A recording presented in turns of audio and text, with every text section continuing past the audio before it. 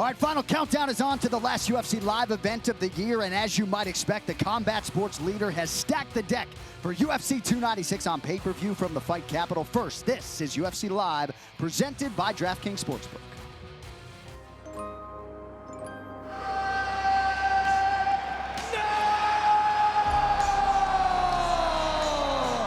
This is the moment you truly all have been waiting for.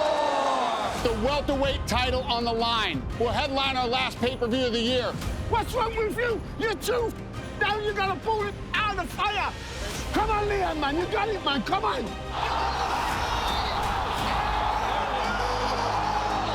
Headshot, dead. Covington is a guy who's going to bring you to that dark place. In the co-main event, next UFC flyweight champion. I worked so hard for that. Now it's my moment. Faces Brandon Royval. Talking like Leon's a champ. He ain't the champ, man. He's got to come through me. Live from the sold-out T-Mobile Arena in Las Vegas.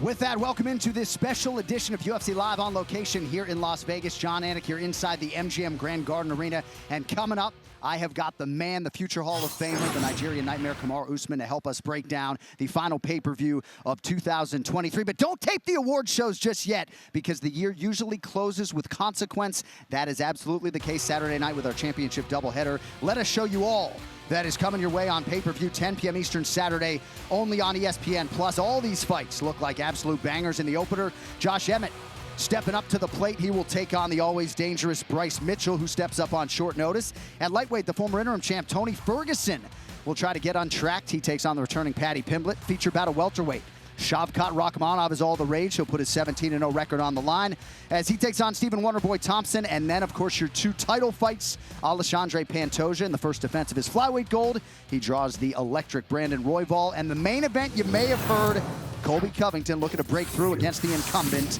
Leon Edwards.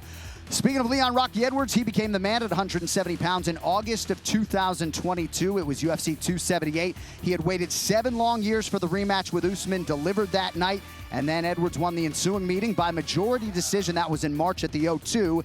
And now, with confidence gained from those 2 wins over the all-timer Usman, Edwards turns his attention to the returning former interim champion Colby Chaos Covington. Twice prior, he has vied for undisputed gold. Twice, Kamaru Usman has been the better man. And now, after a near 2-year layoff, Covington is back in a championship setting in search of the ultimate career capstone. So Colby Covington has become the biggest heel in the UFC since he committed to embracing the role of the villain in advance of this third and perhaps final crack at undisputed gold and glory. He sat down with Brett Okamoto to discuss, among other things, why he is one of the most interesting fighters in the promotion and why he will soon be the next UFC welterweight champion.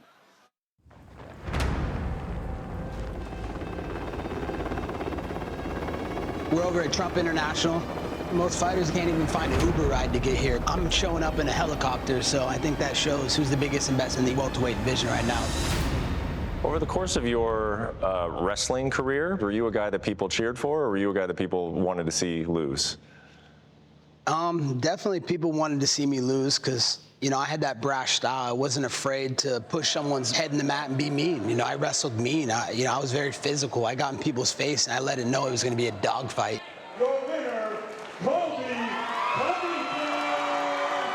And so you were doing that from an early age, like sort of like with anger as a motivation, huh? I think me not finding success till later in high school and later in college was what really set me up to be where I'm at today, because I had to face those trials and tribulations. I had to face the setbacks and the failure, but the failure just made me stronger. It made me want it even more. So I got back to the wrestling room, and I got back to that blue collar work ethic mentality, and I went to the grindstone and just committed myself to being the best I could be. I want people to hate me. That's a business model. No one cares about you. You're boring, man. Marty Fake Newsman, Street Judas, we got unfinished business. I'm coming for you. You're next! I'm here to make the division great again. And you know what I'm going to do by making the division great again? I'm going to the White House and I'm putting this on Donald Trump's desk. I've always been the villain, the bad guy, so I love the booze. I love people telling me that I can't do something or doubting me. You know, I think the doubters have always been my fuel for motivation, proving them wrong. It's okay, you know, I like playing that role. It's a lot funner that way. Why do you think that they're like that? Why don't people want you here in this spot? They're jealous and they're envious, and that's the simple truth. They wish they had a relationship with the president. He's a much better fighter than the golfer, I think. They wish they could do the things I do. They wish they could fly in helicopters from Miami to West Palm Beach on a day's notice. So, you know, they're jealous. That's all it is. Brazil, you're a dog! Every fight, pretty much since the Brazil situation, if someone were to ask me, Brett, who's the good guy, who's the bad guy in this fight, like, I'd probably label you as the bad guy in every single one. This one I'm not so sure about, man, because when you walk in a Las Vegas arena with a U.S. flag around, I think you might be the good guy in this one. Do you feel that? And then how much are you looking forward to that? Yeah, I definitely feel that, because at the end of the day, this is about pleasing the fans. If the fans don't rally around you and they don't give you the support, then the UFC is not going to care for you. You have to drum up that support one way or another. So December 16th, it's going to be a show, Brett. I'm coming to get that belt. I promise you that.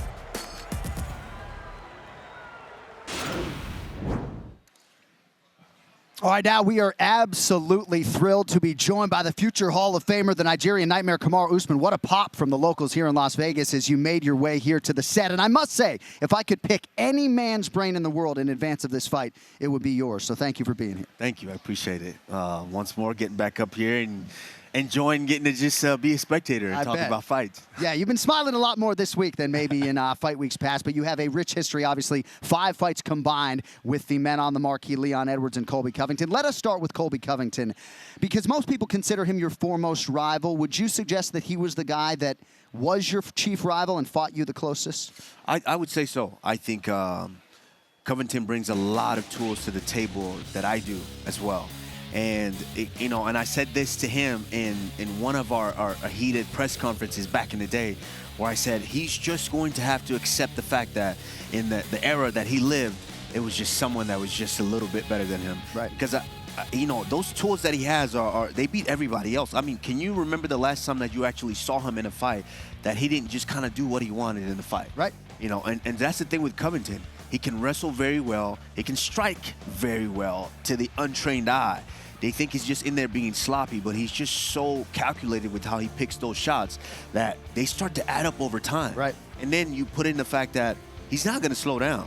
You know, all it's going to do is he's going to get worse for you if you start to slow down, because he's going to start to pick up steam and think that, oh, he's slowing down, I'm going to pick up more steam. Right. So unless you possess that tool that can slow him down and make him think about what he's doing, I think it's very difficult to be able to deal with a guy like that. And Colby has said when he was 8 years old playing soccer, he just felt like he had more wind than his contemporaries, felt like he had that third lung from a very early age. Now, one angle, one narrative leading into this fight has been Colby Covington's layoff, longest of his career, hasn't fought since March of 2022. He has been very dismissive of that as a potential factor in the fight. Do you think that's a fact?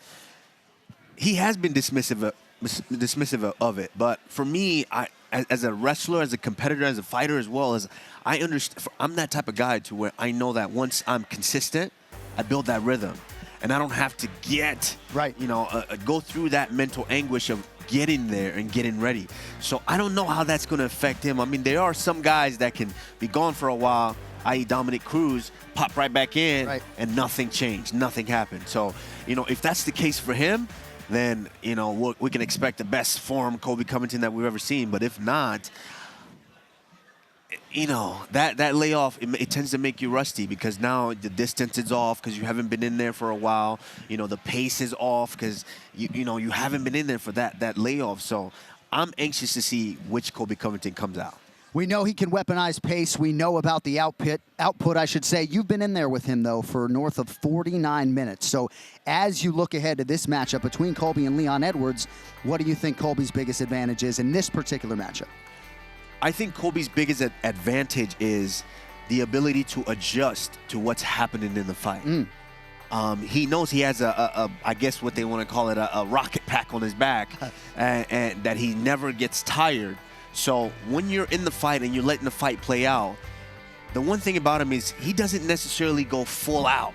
Okay, I'm going to throw all my punches with as much intensity as possible to try to get this guy out. He's just ticking away, sticking away, and sticking away at you, and then starts to kind of assess how that your energy, your fatigue is starting to set in. And if he sees a chink in the armor, he starts to ramp up.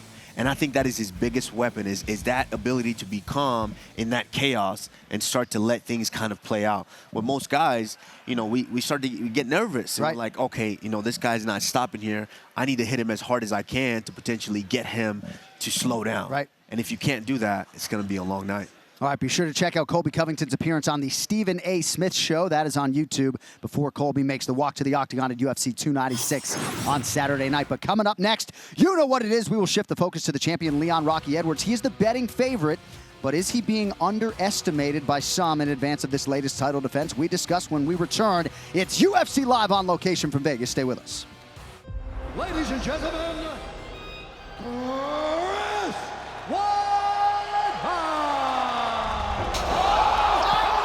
my leg split in half. It's the most catastrophic injury, hands down. Were they going to amputate his leg? You don't know the totality of the recovery. Chris had every complication.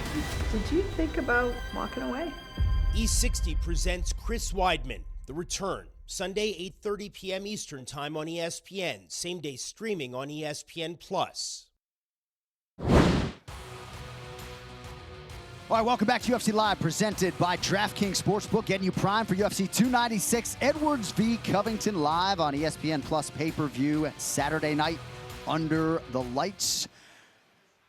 The former welterweight king, Kamaru Usman, graciously joining us here in Las Vegas. And, of course, as some of our viewers know, you competed in a trilogy against Leon Edwards. So we talked about Colby. Now we'll transition to Leon. And it's crazy to think back to 2015, Dateline, Orlando, Florida. The first meeting between you guys, it was just your second UFC fight, and Leon Edwards' fourth. What do you remember about that night? Man, I mean, just looking at both guys, just from the physique, look how tense we were. You know, I just remember in that fight just being super tense and of wanting to be perfect in everything that I was doing, but, you know, still kind of lacking the skills. And, you know, over time, you know, obviously it came, but in that fight, just being tense of wanting to dominate every single aspect of that fight. All right, so then after that loss, Leon went on a 10-fight unbeaten streak to earn a crack at your welterweight title in 2022. And you got a lot done in this fight, obviously, before the shot heard around the world. Oh, yeah. And just from that, just that face-off right there, just the relaxation that the body has just transformed into from myself and also Leon Edwards. He's very relaxed. You can tell he's kind of grown into the athlete that he is. And, yeah, the fight was going my way for majority of it, but Leon was able to just stay focused and land that ultimate shot that changed his fate. All right, and then really, as the series has been, a competitive third fight in London. A lot of people thought you did enough to win, but ultimately, despite your valiance, and still Leon gets it done by majority decision. Yeah, and that's, like I said, just looking by the physique and trying to put myself in that situation. That's one of the big things that I see in that is that tenseness came back in that fight. It was very tense in that stare-off for myself, and with him being at home in London, having the weight of London on his shoulders. Right. But he was able to be, you know, patient, cool, calm, and collected, and was still able to get that job done in that fight, which is potentially what we're expecting here this weekend. Right. All right, so a lot of numbers to digest on the trilogy between Kamaru Usman and Leon Edwards. Razor close in terms of these significant strikes landed. You see the huge discrepancy in terms of the takedowns. Leon Edwards did get one there in Salt Lake City, but nearly a half hour of control time for Kamaru Usman. And as competitive as your series has been with Leon Edwards, you did have a lot of dominant rounds. And in part, I think that is why some still underestimate Leon Edwards. Do you believe that by the MMA masses, he still does not get the credit that he deserves? I wouldn't necessarily say he doesn't get the credit that he deserves. I think it's part of a package of being a champion. When you are the champion, you know, now everyone's like, they're going to Google, okay, who's the welterweight champion, if they may not know.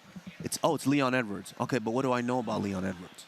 What about him? What makes him stick out? What makes him special? You're the champion. You have that belt already. But now it's time for you to show the masses what sets you apart from everybody else. And I think that's what we're still waiting for Leon Edwards. We're still waiting for that moment, that moment that shows everyone that, oh, no, he's definitely different. Right. And as much as you can do it outside to try to help yourself, you have to be able to do it inside. And that moment for me was Colby Covington won. Being able to go in there and just throw caution to the wind and say, you know, me and this man are going to stay in here today and we're going to battle it out and we're going to show the world that I am the best guy in there. And like I said, it's the most fun I've ever had in a fight. Wow. It's also been the closest fight that I've ever had. Yeah. And I think that's what we're still missing from Leon Edwards. He needs that. I know he's agitated and he's irritated about what Colby Covington is doing to him right now, but he's going to be grateful once this is over. He's going to be grateful that I had a guy like that was able to bring me up and show the world that this is why I'm special. Beautifully put. I want to stay on that, though, because at the press conference, it is undeniable that if Colby Covington was trying to occupy some space in the head of Leon Edwards, he was able to do that. Now, I said to you off the air, I do think Colby Covington has evolved as a trash talker. He's better now than he was against you, but to what extent was he able to get in your head whatsoever? It didn't seem like he was able to. No, I think that was the thing with myself, and I think that's right now what's playing in my head was kind of swaying me back and forth in this fight, because up until this morning, I was gun-ho that Leon Edwards gets this fight done, that he gets this win. But up until yesterday, kind of gave me a little, you know, like, wait, let me think about this here, because as a champion, as myself, I knew I was a champion because of all the work and all the rounds that I've put in over and over and over again preparing for those moments. So when I got that fight with Tyron Woodley, I already knew I was a champion. Right. And then fighting Covington and then fighting all these guys back to back, I felt that confidence. So there was nothing these guys were going to say that was going to make me feel otherwise or act out of character. I just had fun with it up there. But what I saw from Leon Edwards yesterday, to be able to let a man get under your skin with words when we're in the ultimate proving grounds of throwing fisticuffs inside a cage, just kind of lets me know that, hey, can this guy evoke emotion with what he's doing? And now when you're locked inside that cage and things aren't going your way, how are your emotions going to be able to handle that? So right now, I'm on the fence hard. I've been on, yes, I've said some nice things about both guys, you know, which is rare for me. But yesterday, after what happened, right now, I'm just on the fence. All right. Well, we might get a prediction from you later in the program. But in terms of Leon Edwards, I'm not sure if there's an X factor for him to retain the title. He has said that he is in the best shape of his life, expectant that he might need the cardio base if it goes to the latter rounds. Is there an X factor, something we're not thinking of for Leon Edwards to retain this welterweight title? I think it's just his sharpness. Leon's very, very sharp. He's not necessarily the best boxer, even though he is good. Not necessarily the best kickboxer, even though he is good. It's just something about him as far as finding that timing. And he creates space very, very well. He covers space very, very well. And I think that's his biggest, you know, asset. Being able to just show you the hip a little bit, throw something in front of you to set you up, and then actually land it, follow through and land it. So I think that's his biggest weapon. It's just the creativeness in all that. Certainly this unbeaten streak for Leon Edwards has been otherworldly. He has risen to prominence. He has realized financial freedom, opened up a restaurant for his mother. But in terms of the bad blood, I mean, there was certainly friction between you guys insofar as you had a history, but I don't know that the animosity was anywhere close to what you had with Colby or what Leon has with Colby. Once that octagon door closes, are you confident that Leon's going to be able to channel it in the right way and put that on the back burner? I was. Up until yesterday. Up until yesterday, I was big time. I started to kind of see him grow into being a champion. You know, take his time, and you see it in his training. He wasn't as nervous. That energy wasn't there in his training because he knows I'm training for a greater purpose. I'm the champion. I'm training to go out there and just get the job done. Until yesterday, Colby said whatever he said. I don't remember exactly what he said, but you saw Leon lose it up there. Yeah. That's you can't do that. As a champion, nothing bothers you. Right. You're in your castle, you're in your kingdom with your gold, and you're sitting up there, and there's a bunch of guys, a bunch of, all these challengers coming up, and they're saying whatever and doing whatever, but as the king, you should just stay up there and just look at them all and just say, if I get off my throne, you know what will happen to all of you guys, so just stay down there. Right. But yesterday, a contender got him off his throne. There's no doubt. Yeah, so that right there, leads me to believe that, I don't know if he's all the way confident there. And if you didn't see it, the tipping point was when Colby Covington invoked the name of Leon Edwards' deceased father. Certainly most would argue that crosses a line, but Colby not afraid to cross the line to promote a pay-per-view. All right, coming up next, Kamaru Usman's seat figures to get a little bit hotter. He will give us a prediction for the welterweight title fight, Edwards or Covington. The answer on the other side from Vegas. UFC 296, this card is stacked, it is badass. It's gonna be one of the best cards of the year. We have Paddy Pimblett versus Tony Ferguson. Wonder Boy versus Shavkat keeps getting better and better. Are you ready for the big fight? Kicking up, you know it's showtime. Feel the power of the war cry. Are you ready for this? Are you ready for this?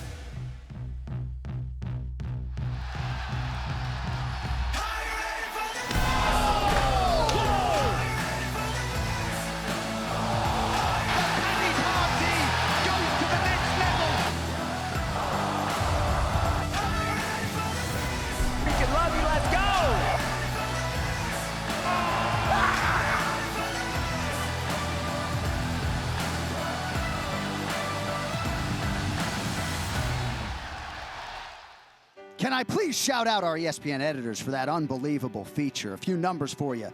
From DraftKings Sportsbook on the methods of victory for Saturday night. Leon Edwards to win by knockout or TKO or DQ. Pays out plus 275. Perhaps you like Colby Covington by knockout, 14-1. Covington by decision, plus 240 right now. A lot of different ways to attack the board. And speaking of which, it is my favorite time of the program. No heavy lifting from me. It is now time for our DraftKings Sportsbook predictions. All right, so we have heard both men here, Leon and Colby, talk about a potential champ-champ fight down the line. Buy or sell that the winner calls out a champion in a different weight class? I mean, it's kind of ridiculous at this point. It is. I do understand the willingness to want to join that illustrious group, because that's what that is. That's just a completely different group. But like do something first in the division. You can't say I want a champ when you've defended your belt one time. Right. And you haven't even, the other guy hasn't even won the belt. There you go. Let's do that first before we're talking about champ. All right, we appreciate your ability to analyze this fight on both sides for us, but it has come the time of the program. We need a prediction. Who walks away as the UFC welterweight champion? I'm sorry. I was thinking, I've been with Edwards all the whole time, but I think after what I saw yesterday, I'm going to give the nod to Covington. Wow, breaking news on UFC Live. The former champ going with his foremost rival, Colby Covington. We'll see how it plays out Saturday night. DraftKings Sportsbook is the official sports betting partner of the UFC. New customers can make a $5 bet and win $150 in bonus bets instantly. Sign up now with promo code OCTAGON. DraftKings Sportsbook. The crown is yours. All right, we got to get on out of here. For Kamaru Usman and the rest of our crews in Bristol and Vegas, Jon Anik signing off from the Fight Capital. We will see you Saturday night from T-Mobile Arena live on pay-per-view for UFC 296. Good night.